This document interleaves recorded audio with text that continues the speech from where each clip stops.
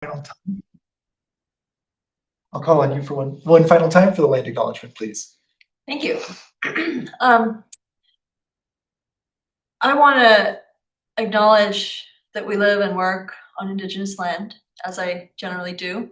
And I want to acknowledge that the district has a written land acknowledgement from which we used to read before I asked for the opportunity to have this practice. And we do live and work on Indigenous land. This is the ancestral homelands of the Coast Salish people, most notably the Snohomish tribe here on this part of this island made and make and will continue to make their homes. Also the many tribes for whom this region, these lands and these waters were and are culturally significant, a place of spiritual and nutritive sustenance. And my hope for South of Peace School District going forward is that the land acknowledgement continues to be a living practice, not just of text or speech, but of reflection and growth in a spirit of mutual learning with, of, by, for, from, and in honor of the tribes and their histories and what those have to teach us, and for our collective futures. Thank you. Yeah. Thank you very much. Of note, this is both a business meeting and a public hearing tonight. During the public hearing portion, folks are invited to stand up or sign up via Zoom if you are watching there, to make comments pro or con for specific parts of the budget or items therein. That will be a little bit more flexible than our typical public comment period but that is just for the public hearing about the budget itself. That will be a separate section from the business meeting as a whole. The business meeting will also have an opportunity for public comment on whatever topic may appeal to those who wish to make public comment. As always, if you would like to, please talk to Ms. Macaro in person, or if you are watching via Zoom, please use your Q&A function to note your name and general location, Langley, Freeland, Clinton, etc. So that we know that someone wants to make comment, and then please type it up in there and it will be read into the record. Following this meeting, we do have an executive session in accordance with RCW 42.30.1101G, which is reviewing the performance of a public employee.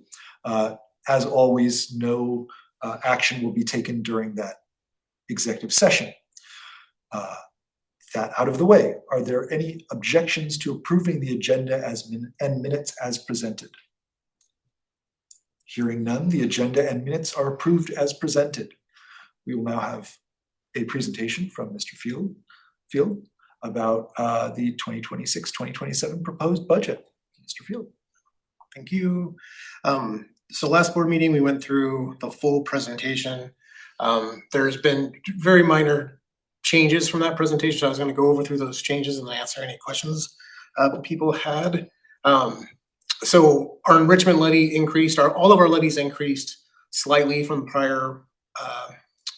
The last time I presented this, the general fund specifically was around $25,000, and the debt service fund was around $36,000. There was a calculation in our favor when I worked with ESD that we got corrected. So that's the only thing that's really changed in the presentation since I gave it last. So I'll go to the certification page.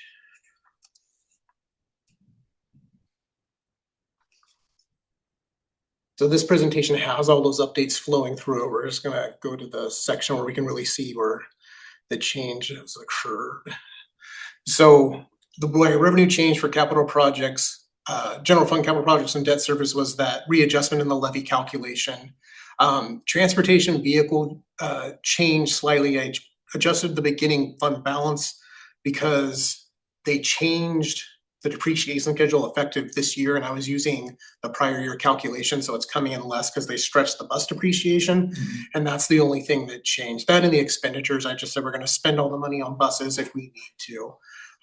So the items in yellow is what has changed from the prior period. So can you go to the F-195F?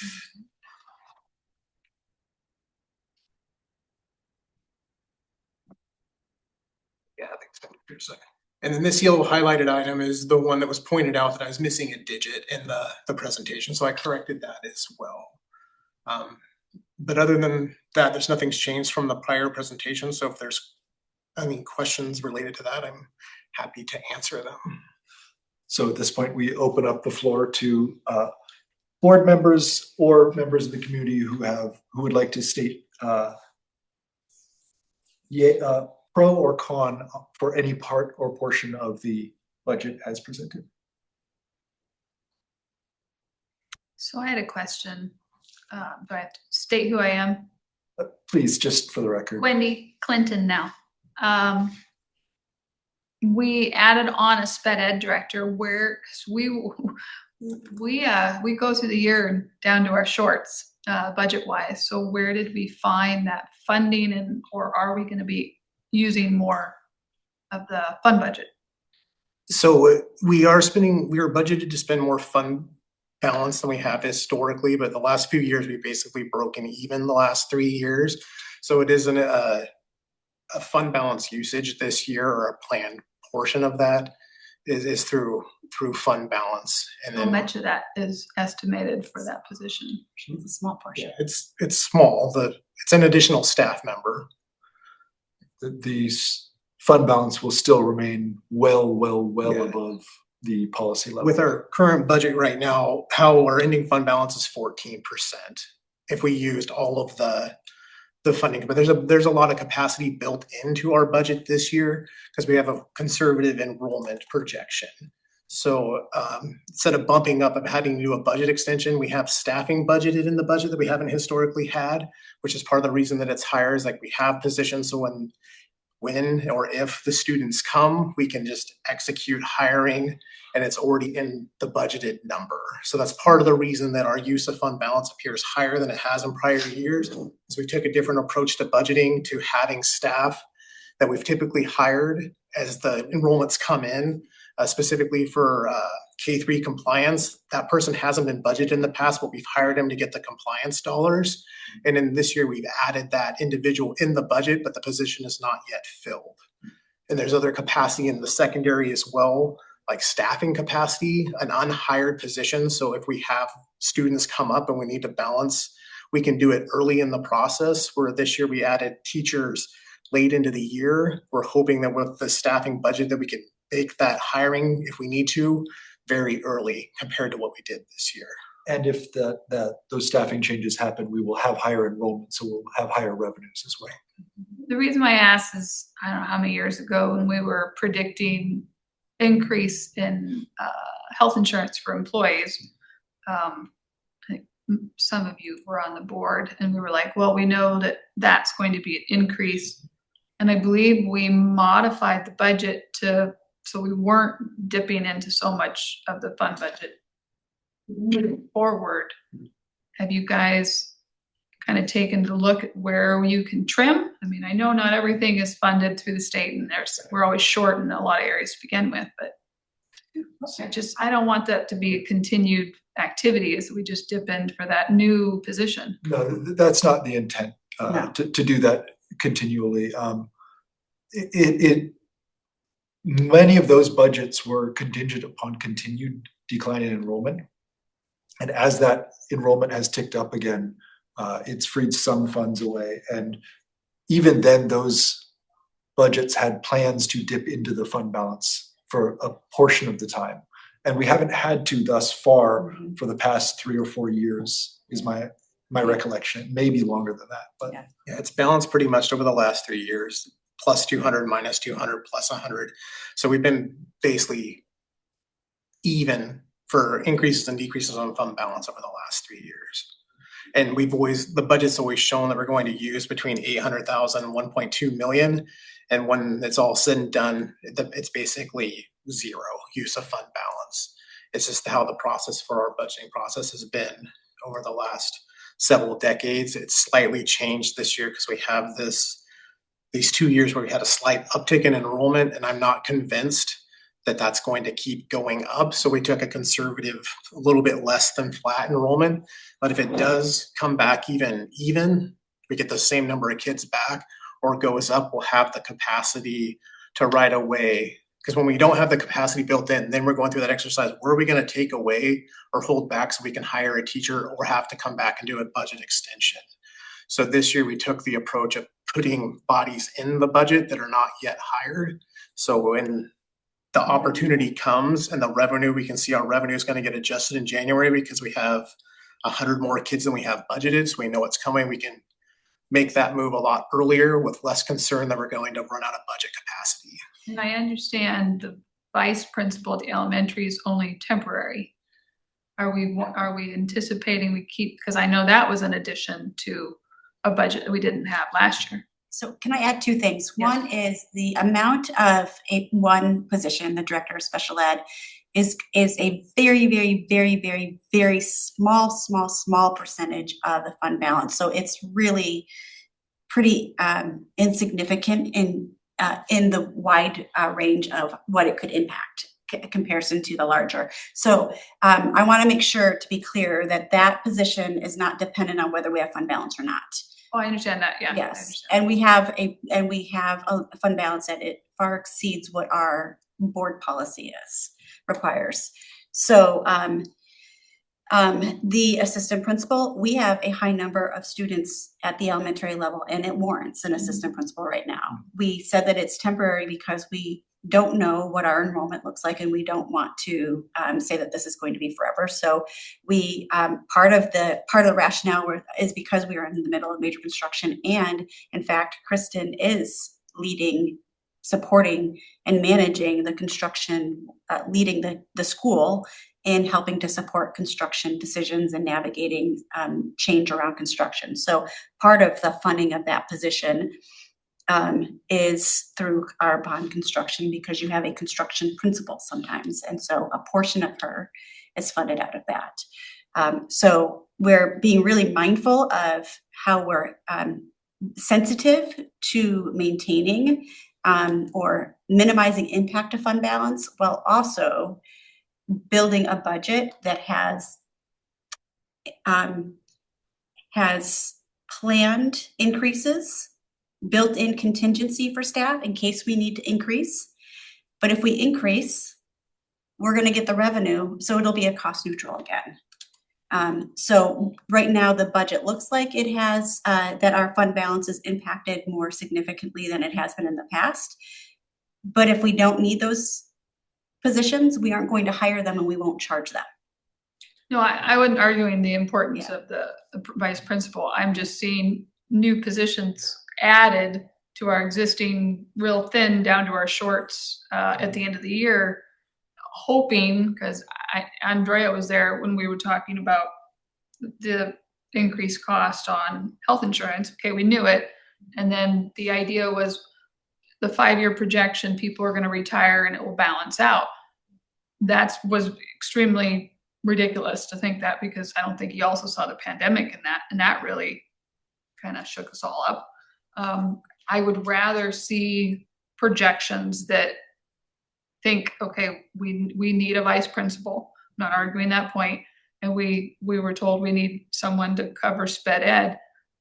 We got to find room in the budget, not just go, oh, we've got a fun budget, or people are going to retire over the next 5 years. Because then we didn't see the pandemic happening in that planning. That was really irresponsible planning to bet your whole finance on people are going to retire. So I would just like to see more purposeful, and like what you're doing, aim high, or a conservative instead of aiming high, because per pupil, I understand. But I'm just wondering if there's any other So that is, conversation around the budget itself. I just want to be really clear that we didn't make those decisions based on just using fund balance to cover those positions. We looked at the budget as a whole and made some intentional decisions on how we're funding certain things and how we're not funding certain things, while still maintaining programs and supports to students so it doesn't impact programs and supports to students. So there was a lot of intentionality on that. We didn't make those decisions based on just covering out of fund balance. and the budgets for this district over the past I don't want to say more than 6 years because I don't have an intimate knowledge of it beyond those 6 years, but for the past 6 years have put the district in a very secure place at the moment. Mr. Field, I'd like to offer a remark about the budget sort of overall. I came in when we still had Dr. Moshe and Mr. Poolman on team, and I was astonished by the accuracy of the predictive budget modeling. And I was very impressed by the strong financial position that the district was in times that are almost universally known as trying, and where many, many districts are in a very difficult financial position. And I think what I'm excited to see and really grateful for is that you have continued to practice an increasingly responsive form of predictive modeling that meets the needs of our community today, which are changing and shifting, and responds to the state and national circumstances, which are pressing school districts with these, especially these MSOC costs for which inflation isn't budgeted in our income. And I'm really impressed to see that you're still staying within that really appropriate fund balance safety zone in your long-term planning, while also Dr. Clifford managing to say yes to some real pressing needs like special education direction and like the assistant principal role while it is needed at the elementary level. So thank you for doing a really rigorous job of predictive modeling for this budget under trying circumstances and still coming out in a really sound financial position. So I guess we'll see after the enrollment, because I don't think that was really a response or an answer. I guess we'll see kind of where we land, and I like that you're conservative, you know, but I'm not hearing that any modifications were made to the budget to allow those two new, because I knew they were needed positions. I'm not arguing that. I feel like we're going back and forth and getting the same question over and over again. Let me attempt to ask it in a different way.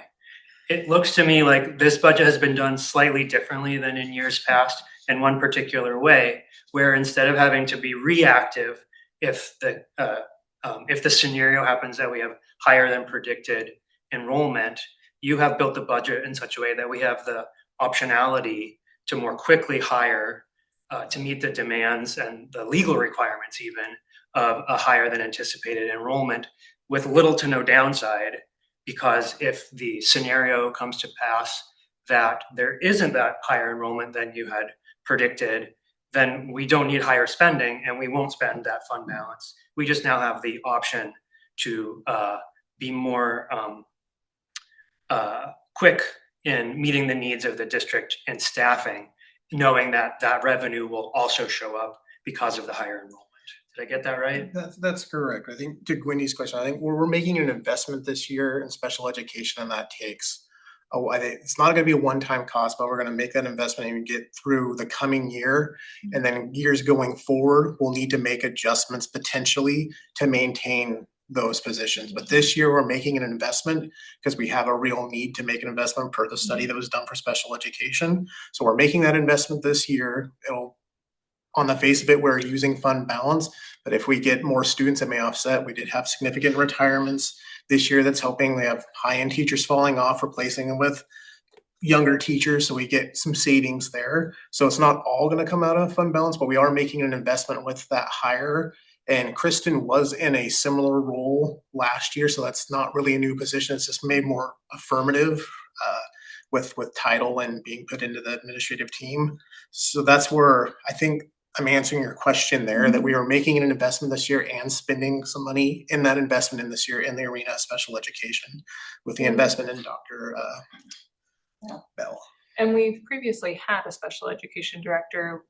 I believe we consolidated that position down into the intermediate principal role. That was 3 years ago, or 5 years ago. And then 3 years ago, we collapsed it into Dr. Moshe's role, which is not unusual for small districts to do. But I think the other pieces that we are looking at is that the needs in special education are warranting more support, and that there is a student benefit to making that investment. And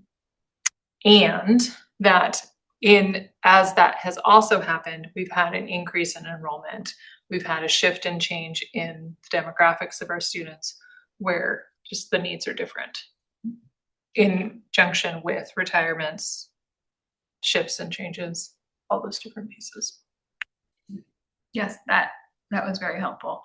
I guess my concern is, I know our shift of enrollment went up when one of the private schools closed. And I've heard rumor that there's going to be a new private school opening. So I'm glad to hear that we're not aiming high, but we're, kind of in the middle, because that will fluctuate. So our enrollment budgeted this year is higher than it has been in the last 5 years, but it's still less than our current enrollment today. So it's still showing that we're losing students, but our starting point is higher than it has been, trying to reflect that we've had this 2-year uptick. So if we're here right now, I'm still budgeting like 60 kids less or 90 kids less than we currently have. We go to the enrollment section, we'll show it. So yes, to your point is like, I'm not saying, oh, it's going to stay flat and they're all coming back, because I'm just not convinced. You don't change a 15-year trend with just 2 years. Yeah. Well, I want to be more alert to, hey, if that school opens back up again, that could impact you. I mean, we're doing the same thing with Booster Club. We're not going to have football games. So we had to take that into consideration for, you have to look at worst case scenario. Very intentional design in this budget. And next year after, you'll have all the football games. Yeah. Busy people. We might do a dunk tank. We're talking. We got to do something, because we're going to lose a lot of money on it. So. Are there other questions or comments on the budget in particular? I'm going to check Zoom. No, I do not see anything there. So I will now close the public hearing and resume the business meeting in the position that we left it in, which is going into the consent agenda. Are there any objections to approving the consent agenda as presented? Hearing none, the consent agenda is approved. We'll move through to, normally we would have our student representative report at this point, but it's summer break.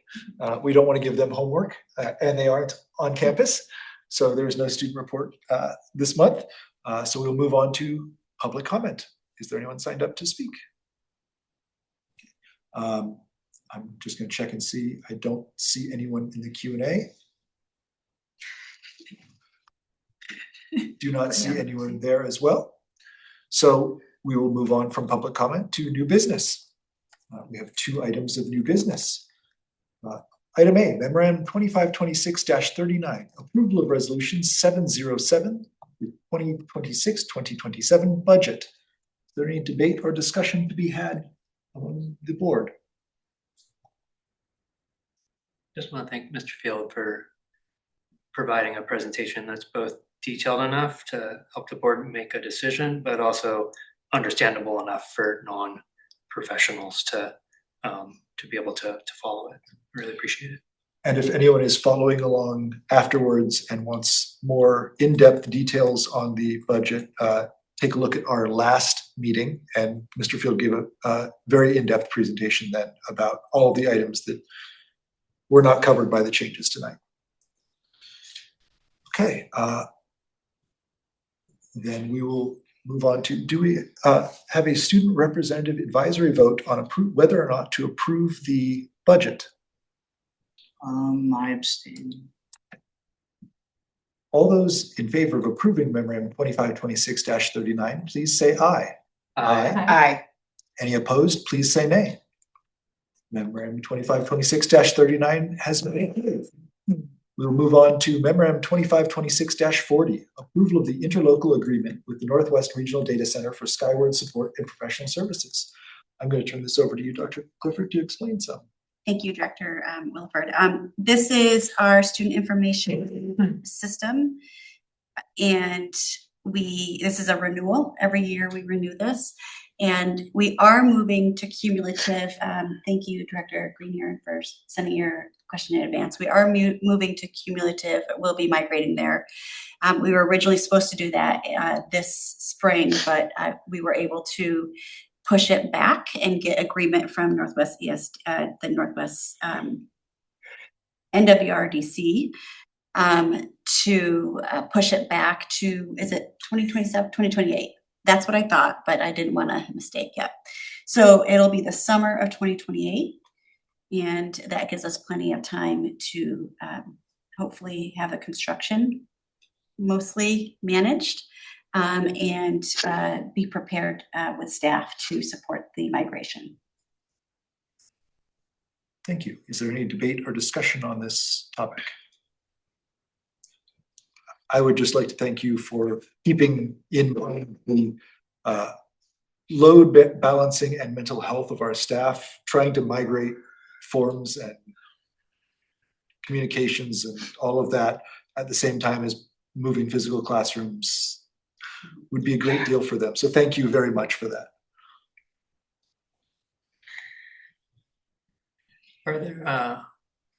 Are there any large material changes to this contract versus the same one last year?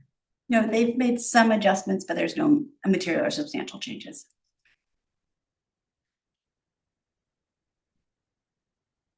All right. I will. Do we have a student advisory vote on this memorandum? Aye. Thank you. All those in favor of approving memorandum 2526-40, please say aye. Aye. Any opposed, please say nay. The memorandum passes. We are now out of new business and on to reports and the superintendent's report. Dr. Clifford. I just wanted to name two things. Because we have a new leadership team, we were able to do a 2-day retreat. We had a grant, and it was and so we leveraged that grant, and instead of going to the WASA conference that our principals and leadership team has gone to in the past, we were able to have a dedicated 2-day together with our two new folks. So Ms. Young and Dr. Bell joined us, and I thought it was a great time. We did a lot of team building, really focused on social emotional learning and the connection to how we engage, our lens and our a shift in our leadership reflection around engaging with students and staff. We did some review of our strategic planning and our next work, and then we had an opportunity to operationalize that. So we included some of the work around some policies and around the next work around Speak Up. And then our teams had some time to start working on their initial drafts for the school improvement plans and some actions that we're going to take collectively. And we started planning for and overviewing our next work coming. So our launch and our new teacher orientation and our PD calendar. So doing some initial work so that we could go in for the summer being prepared for when we come back in August. We even planned our 2 days out in August when we come back together for prep. So we had it was a really, really positive 2 days, really productive. And I think people really got to know each other in a deep way. And the team spent time, even when it was non-structured time together. And I didn't think, I was surprised. We had a little break between dinner and they all hung out. I thought it was going to be quick, go to the rooms and do their thing. But so it was I really enjoyed and appreciated the commitment by the team and our two new folks for taking the time off of their last 2 days and their past districts to be with us. It has not been a quiet, calm start to the summer months. I just wanted to say I just want to give just a little shout out to Principal Patton and the legacy that he's leaving with us, and just the incredible work that he's done. I don't think anybody I know I certainly was not, and I don't think anybody was expecting to learn about his retirement. I don't know that he was fully planning for it. I don't know. So but I can't speak to him. It's not my story. It's his. But I just have so gratefully appreciated working with him this year. He has been a great partner in our work this year together. He's just shared so many. He has such a historical and long perspective being in the district, and we spent a lot of time together this year.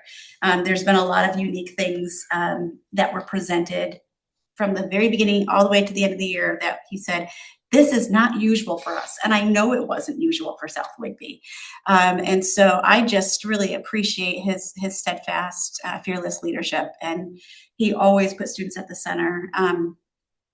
So I just want to take just a moment to share what I did share when I had a call to staff meeting. That I want to honor his incredible legacy that he leaves behind for over 25 years. He's been a fearless, steadfast leader, very focused on student, staff, and the larger South Whigby community. He's been very committed to our larger community. Whether he was the athletic director or during his 2 decades as a high school principal and assistant principal, he fundamentally really held down the house. And he successfully guided us through high academic and athletic achievements, enrollment declines, major transitions and expansion from a 9-12 campus to a 6-12 campus. And he led the way in our massive bond construction because it really did impact the high school staff first, even though it's our 6-12 campus. And he just, throughout it all, he selected and fostered and nurtured an incredible team. He's always creating opportunities for students and lifting up their voice. So one of the things that I have shared with him is that I'm like, your magic leadership skill is finding incredible talent. Like, he knew how to recruit and bring just the right people on to just the right positions, and like our drama teacher, a 0.33, and we still got this really incredible, talented individual. And so I just am so grateful for him. And he really deserves the very, very best in retirement. And he's earned it. So I just wanted to share that. And we're working really hard. We're working collaboratively with our teams, even though it's summer. Some folks, I've given them the opportunity to share if they want to be a part of whatever the transition is. We are going to get an interim. As soon as he communicated he provided his notice of retirement, I was diligently connecting to make sure that I started building a candidate pool for that. And it's more than likely that we will not have a full hiring process for the interim. But I'm really looking forward to getting somebody in for the year and really supporting this transition. I have every confidence that our staff and our students will be incredible human beings and be able to support whoever the new leader is, and as well as our team will be able to, but big shoes to fill. So yeah, it's sad, shocking, and I'm happy for him. If it was a big decision to make. So I hope he has the best in retirement. And that's all I have to share. Thank you very much. Yeah. Board comments and reports. I just want to say bye to Director Jackson. Yeah. Wish you the best in your endeavors that are spreading you thin, with also continuing on the board. Hope you'll be less spread thin and more impactful in your work. And your final land acknowledgement was yet another testament to your amazing way with words. I'm excited to see who else steps forward to fill your spot. So thank you so much. Thank you. I would like to acknowledge, just first off, Principal Patton, you know, hoping, as you shared, that his retirement is everything he hopes for, wishing him well, and excitement for the opportunity that will be presented to qualified candidates for eventually the long-term hire for that role, you know, coming into a rehabilitated building during an upswing in enrollment, we hope, fingers crossed, with this bright leadership team and whoever's to come. And, you know, I just think it's such a potent time. And so there's something in the field, I guess, maybe around transitions, but I just have every confidence that you as a leadership team will attract a phenomenal candidate for that role when you're ready for that more full hiring process. And I really commend you for the wisdom in knowing that right now an interim is the right next step to provide some immediate stability. So thank you for that. Thank you for the grace around my departure. It is not an easy decision, but it's in recognition of the fact that if I'm going to do what I do well, I need to be committed in fewer directions. So, and then just huge, tremendous gratitude to the students of this district who have always made it worth it, who brought me here in the first place, and who I'll always care for and advocate for. Following up on that, I echo everything that Joe said about you, and that both of you, all three of you have said about Mr. Patton. He provided a huge knowledge and love of the traditions that make South Whitby South Whitby. And that's important for the identity of a district, to have these traditions. And he has kept many of them alive and brought back others to the betterment of our student body and our staff. And I as well wish him well in his retirement, and know that he will continue to be a wonderful member of this community as long as he chooses to do so. To the more boring follow-up to your wonderful speaking there, with the timeline that you have presented with your date of resignation from the board, we have application process open at the moment. Applications are available on the school board website or school board page on the school district website. You can apply either via digital Google form or print out a paper form and deliver it to the district office. Those applications must be submitted by August 5th. We will get back to those people that we choose to interview, or who will be interviewing by, I believe it is August 13th, for interviews at the school board meeting on August 26th, which would make their first meeting and their oath of office on September 9th. Giving us the heads up of the month's heads up on that, or nearly a month's heads up on that, allows us to set an aggressive timeline to make sure that we have a full board as quickly as possible. So thank you again for that consideration as well. I just apologize for not mentioning you. I didn't want to, I think that I shut down the part that this was your last meeting. Because I didn't want to, so thank you. Yeah, no, I have felt fully appreciated and recognized in this moment. Thank you. Any other board comment or report? Okay, I am not adjourning the meeting this time, but we will suspend the meeting and go to executive session.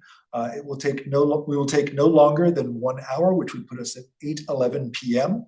It will be to review the performance of a public employee per RCW 4230-110-1G, and no action will be taken during this executive session. Thank you and good night. That's good.